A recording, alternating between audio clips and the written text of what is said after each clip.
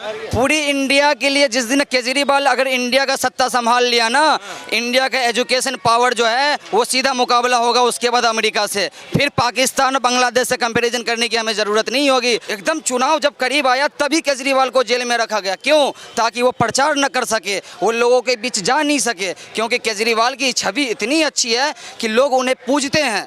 हम खुद दिल्ली में रह रहे हैं, हम देख रहे हैं इस चीज़ को। यहाँ की जनता केजरीवाल को पूजती है, भगवान मानती है। उसका रीज़न बता रहा हूँ मैं। आज आप एक गरीबी रेखा से जूझ रहे हैं दिल्ली की जनता, उस गरीब आदमी के घर में आप जब जाओगे ना, उससे जब पूछोगे ना, तो कम से कम एक गरीब आदमी के घर का 10,000 रुपये का सेविंग होता है मंथली का। वो है केजरीवाल की वजह से। नमस्कार, एक बार फिर से आप सभी का स्वागत है DS4 न्यूज़ में। 3 चरणों के चुनाव हो चुके हैं। चौथे चरण की ओर तमाम पार्टियां आगे बढ़ रही हैं और देखिए ताबड़तोड़ रैलियां देखने को मिल रही है।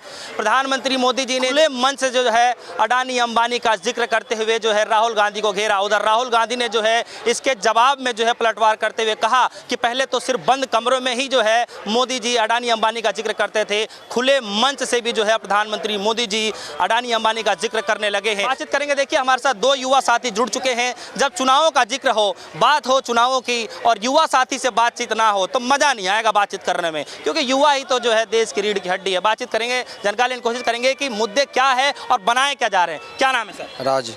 राज और आदित्य। देखिए राज और आदित्य दोनों लोग बातचीत करेंगे। कैसे देख पा रहे हैं चुनाव से पहले क्या मुद्दे थे और अचानक से क्या लगता है कि मुद्दे बदल गए हैं? क्या कुछ समझ आ रहा है? ये जैसे जैसे जितने चरण का चुनाव होता जाएगा, जब शुरुआत हुई थी तो इनका देख लिए एक ही मुद्दा लेके आए थे 400 पार। जैसे जैसे चरण का चुनाव होता चला गया, इनके ग्राफ नीचे आते चले गए।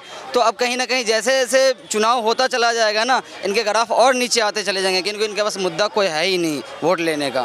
तो इसी तरह से धीरे धीरे करके इनका और ग्राफ नीचे आएगा और ये 400 पार का तो अब नारा खत्म हो ही गया है। अब ये देखिए कि वो कितने पे सिमट के रहेंगे, ये देखना रह गया बस अब। आपने राज नाम बताया। जी। राज जी, आपको क्यों ऐसा लग रहा है कि ग्राफ डाउन जाएगा? क्योंकि इनके पास ना वोट मांगने का मुद्दा नहीं था। शुरू किए थे जब ये वोट मांगने आए थे तो सबके माइंड में ये ठूस दिया कि यहाँ 400 पार, फिर ये मुद्दा लेकर के आए राम मंदिर। तो अब धीरे धीरे करके ना इनके पास मुद्दा ख़त्म होता चला गया, फिर मुद्दा ले आए पाकिस्तान, फिर अब जा कर के सही मुद्दे पे आए हैं। अब जा कर के पहली बार हमारे मोदी जी खुल कर के सामने आए हैं। जो इल्ज़ाम राहुल गांधी इतने दिनों से अडानी पे लगातार लगाते थे, तो उस समय मोदी जी खुल के नहीं आए थे, लेकिन अब जा कर के वो खुद उनका बयान ये आया है कि अडानी के पास जो धन है वो काला धन है। इसका ये मतलब है कि इतने दिनों से जो राहुल गांधी इल्ज़ाम लगाते थे अडानी पे, वो इल्ज़ाम बिल्कुल सत्य था, क्योंकि इसको एक्सेप्ट हमारे मोदी जी ने खुद अपने जवानी किए हैं। वो खुद से इस बात को माने हैं कि अडानी के पास जो धन है वो काला धन है। तो अब मैं मोदी जी से खुश हूँ इस बात से कि कम से कम वो अब खुल के तो आए हैं। तो मैं पूछना ये चाहता हूँ कि क्या अब मोदी जी जब इस चीज़ को मान गए हैं कि अडानी के पास जो धन है वो काला धन है, तो अब उस काला धन को कैसे निकालेंगे? कब भेज रहे हैं ईडी और सीबीआई को, कब भेज रहे हैं अडानी के घर पे? अब उन पे ईडी और सीबीआई जल्दी से भेजे और वो काला धन को निकलवाए, और हम लोगों से जो वादा किया था 15 लाख का, कम से कम वो काला धन निकाल के हम लोग का 15 लाख हमें दे दें। आपने क्या नाम बताया? आदित्य जी, चलिए आप ये बताइए, आप भी सेमी जो है उम्र के हैं, सवाल ये है कि आप इस चुनाव में क्या कुछ देख पा रहे हैं? समझ में आ रहा है चुनाव पहले तो बहुत चेंज होता गया, जैसे जैसे एक चरण बढ़ता जा रहा है वैसे वैसे इंसान बदलता जा रहा है। उस इंसान का नाम नरेंद्र मोदी है। पहले तो वो आए थे कि हम जी 400 पार का नारा लेके राम मंदिर पे, अब तो वो राम से ही भटक गए हैं, सीधे हिंदू मुसलमान पे आ गए हैं। उन्होंने ये भी बोल दिया है कि राम राज्य और जिहाद पे बात कर दी उन्होंने। राम मंदिर, उन्होंने तो ये भी बोल दिया कि राम मंदिर का जो फैसला है वो भी पलट दिया जाएगा। अगर ऐसे राम मंदिर का फैसला पलटा जा रहा था तो फिर बात ही क्या थी? फिर वो अभी से थोड़ी होता, वो तो पहले ही वहाँ मस्जिद नहीं बना दी जाती। अगर यही होना होता तो वहाँ पे पहले ही मस्जिद बना दी जाती ना। अच्छा, आपको भी ऐसा फील होता है कि जो है चुनाव होने से पहले मुद्दे कुछ और थे और जैसे चरणबद्ध इस तरीके से जैसे जैसे चुनाव हो रहे हैं वैसे वैसे मुद्दे बदलते हैं? नहीं, मेरे अब ये खुले में आ रहा है जनता के सामने, बट मेरे हिसाब से तो पहले भी मुद्दे यही थे। भाजपा हमेशा से, जब से भाजपा बनी है, जनता दल बना, जनता दल का जब ये भी बनी तब से यही मुद्दे चल रहे हैं। इनके पास सिर्फ चीज़ ही एक है, वो है हिंदू और मुसलमान करना, माइनॉरिटी और मेजॉरिटी की। जो ज्यूस के साथ कर रहा था ना हिटलर, ज्यूस को प्रताड़ित उधर कर रहे थे ना, वही सेम चीज़ यहाँ मुसलमान के साथ कर रहे हैं। आप मेजोरिटी को पकड़ के और माइनॉरिटी को दबाते जा रहे हो, वही चीज़ यहाँ चल रही है। जो वहाँ हो रही थी तानाशाही, वो यहाँ चल रही है। आप देखो ना, आप लॉ कैसे पास होता है। आप एक न्यूज़ एंकर हो, आपको इतना तो पता ही होगा ना कि लॉ कैसे पास होता है लोकसभा में। यहाँ पे कैसे लॉ पास होता है कि जी आवाज़ जितनी आ रही है उस हिसाब से लॉ पास कर दिया। अगर गलती से एक बंदा लाउड स्पीकर लेके खड़ा हो गया तो एक ही सबका लॉ पास कर देगा। ये कोई तरीका थोड़ी होता है। लॉ पास करने के लिए वोटिंग होती है। इतने सारे देश के लोग वोट करके एक एमपी के अंडर 12-15 लाख वोट आते हैं। 15 लाख आदमी जब वोट करता है तब जाके एक एमपी बनता है। ये सारे यही कर रहे हैं ऊपर से नीचे तक। अच्छा चलिए, अभी मैं उस मुद्दे पर आऊँगा। एक सवाल, जब आप बात कर रहे हैं कि आप यहीं के, आप यहीं के रहने वाले हैं, आप दोनों लोग यहीं के रहने वाले हैं। देखिए इस वक्त जो है चर्चाओं में चल रहा है। देखिए मैं राहुल गांधी जी का जिक्र करूंगा, अडानी अंबानी की जैसे जिक्र कर रहे हैं उस पर भी चर्चा करूंगा, ठीक है। मैं थोड़ा सा इस पे आना चाह रहा हूं कि दिल्ली की जब बातचीत हो और अरविंद केजरीवाल की बात ना हो तो फिर कुछ राजनीति समझ में नहीं आती, मजा नहीं आएगा। मैं ये कह रहा हूं कि जो महिलाओं को लेकर के जो टिकट फ्री, बिजली फ्री, ये सब चीज जो योजनाएं लेकर के आए, कुछ समझ में आए यहाँ की जनता को? यहाँ की जनता केजरीवाल को पूजती है, भगवान मानती है। उसका रीज़न बता रहा हूँ मैं।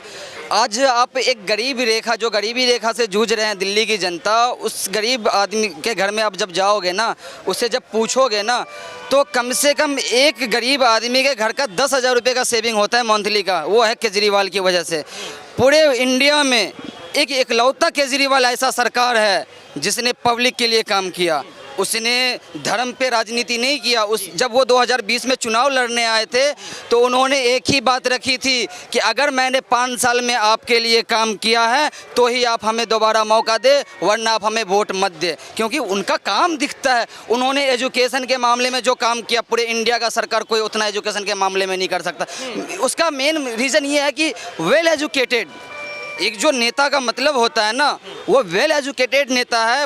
पूरे इंडिया में उसके मुकाबले में कोई नेता नहीं है। और यही रीज़न है कि जो उनको आज जो जेल में रखा गया है वो सिर्फ और सिर्फ डर से रखा गया है, क्योंकि उनका मुकाबला हिंदुस्तान में कोई नेता नहीं कर सकता। इसीलिए कहीं ना कहीं और भी नेता को जेल में रख सकते थे, लेकिन चुनाव से तुरंत पहले ही, एकदम चुनाव जब करीब आया तभी केजरीवाल को जेल में रखा गया। क्यों? ताकि वो प्रचार न कर सके, वो लोगों के बीच जा नहीं सके। क्योंकि केजरीवाल की छवि इतनी अच्छी है कि लोग उन्हें पूजते हैं। हम खुद दिल्ली में रह रहे हैं, हम देख रहे हैं इस चीज़ को। ठीक है, क्या आप भी सहमत हैं इन बातों से? हाँ बिल्कुल सहमत है। ऑब्वियसली दिल्ली की जनता ने जब 62 सीटें मिली थी उन्हें, लेकिन सर जेल भी तो गए हैं उनके नेता, तमाम जो है भ्रष्टाचार, हम जेल में गए। उसी तमाम नेताओं में से एक संजय सिंह छोड़ दिए गए क्योंकि उसमें केस में कुछ था ही नहीं। उस केस में कुछ था, आप चार्जशीट फाइल करो। आप अभी तक कन्विक्ट तो नहीं हुए ना, पीएमएलए लगा के आप सबको अंदर कर देते हो। जो आप ये देखो ना उसमें क्या कर रहे हो। आप एक्ट लगा रहे हो, कुछ भी बना जाते हो। आपने एक एक्ट बना दिया यूएपीए, उमर खालिद को उसमें बंद कर रखा है। आप एक्ट बनाए जा रहे हो, अपने हिसाब से चलाए जा रहे हो। आप जब तक बंदे को सजा कोर्ट नहीं सुनाएगी तब केजरीवाल के लिए, क्या दिल्ली के लिए केजरीवाल सही है? ऑब्वियसली सही है, तभी तो दिल्ली की जनता पूरी इंडिया के लिए जिस दिन केजरीवाल अगर इंडिया का सत्ता संभाल लिया ना, इंडिया का एजुकेशन पावर जो है वो सीधा मुकाबला होगा उसके बाद अमेरिका से। फिर पाकिस्तान और बांग्लादेश से कंपैरिजन करने की हमें ज़रूरत नहीं होगी। हम सीधा इंडिया का मुकाबला करेंगे अमेरिका से। ये बात याद रख लेना। जिस दिन सत्ता में केजरीवाल को प्रधानमंत्री बना के देख लो, क्योंकि वेल एजुकेटेड नेता है वो। प्रधानमंत्री बनने के लायक है वो। प्रधानमंत्री वो बात की बात है। नेशनल पॉलिटिक्स एक अलग डिफरेंट हो जाती है। दिल्ली की पॉलिटिक्स में तो ऑब्वियसली ये है ही। ठीक है, अब राजनीति में जो है, राजनीति में अब टेम्पो का जिक्र हो रहा है। जिस तरीके से प्रधानमंत्री मोदी जी ने जिक्र किया कि जो है शहजादे जो है पिछले 5 सालों तक अडानी अंबानी को कोसते रहे, लेकिन जब से चुनाव आया शहजादे जी चुप हैं बिल्कुल। मतलब अडानी अंबानी का नाम नहीं ले रहे। क्या लग रहा है कि उस टेम्पो से भर के ले रहे हैं क्या वो भी? अच्छा एक बात बताओ, ये टेम्पो का राज उन्हें कैसे पता भाई? उन्हें कैसे पता है कि वो काला धन टेम्पो से भर के दिया जाता है? ये मोदी जी को ये कैसे पता चला टेम्पो के बारे में?